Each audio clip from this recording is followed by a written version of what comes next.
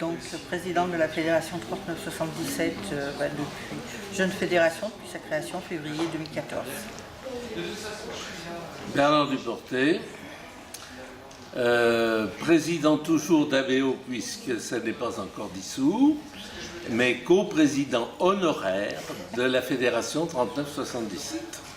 Monsieur Moulias. Robert Moulias, président d'ALMA pour l'instant, ALMA qui se fonde en une nouvelle fédération. Nous lui souhaitons plein de choses.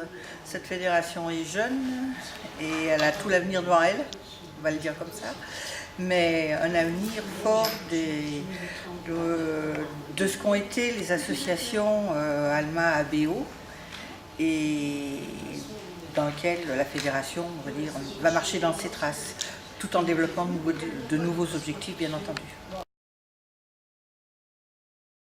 Bien, on a déjà commencé à travailler et on a mis en place des grands chantiers tels que la communication, la formation interne et externe, parce que c'est important, le développement du réseau, avec son soutien du réseau, la mise en place de groupes de travail pour arriver à un projet associatif, à un comité d'éthique et ce que n'avaient pas les autres associations, un comité scientifique.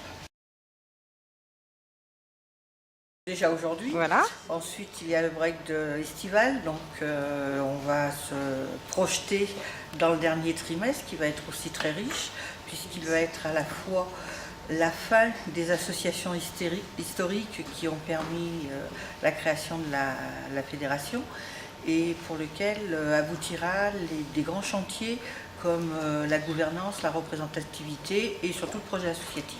D'accord. Donc on vous donne rendez-vous? Eh bien, on va dire dernier trimestre. Pour l'instant, ce n'est pas fixé, mais à partir du 1er novembre. La première chose, nous avons appris à nous supporter.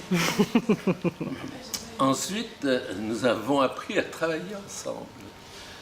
Et c'est une plaisanterie, mais pas uniquement. C'est-à-dire qu'en fait, ça a été une aventure tout à fait intéressante, compliquée, parce que c'est 20 ans d'histoire, 20 ans de parcours complémentaires, parfois un peu divergents, très souvent convergents, pas toujours en le sachant d'ailleurs, et c'est une aventure passionnante.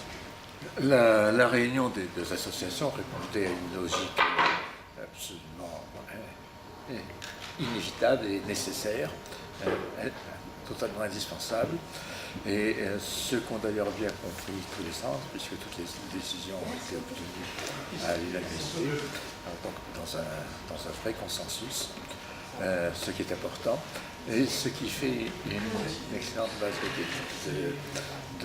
de redépart pour l'avenir, dans la mesure où il reste un travail considérable à faire, car y compris en langue anglaise, la description de la maltraitance n'est pas faite de ces vrais facteurs de risque et non plus de ces solutions. Et il va être très important maintenant d'essayer de retirer et d'extraire le savoir qu'on peut réaliser les 56 centres qui se fédèrent avec le numéro national et le numéro national, de façon à réaliser un vrai corpus de ce qu'est la maltraitance, de comment l'éviter, de former les professionnels à l'éviter, sachant que on ne peut pas éviter toutes les maltraitances. Il y a forcément des situations où il y a des choix à faire. Et également pour la recherche de quelles sont les solutions, car les solutions ne sont jamais simples, ce sont des situations extraordinairement complexes pour lesquelles il n'y a pas toujours de solution, de bonnes solutions.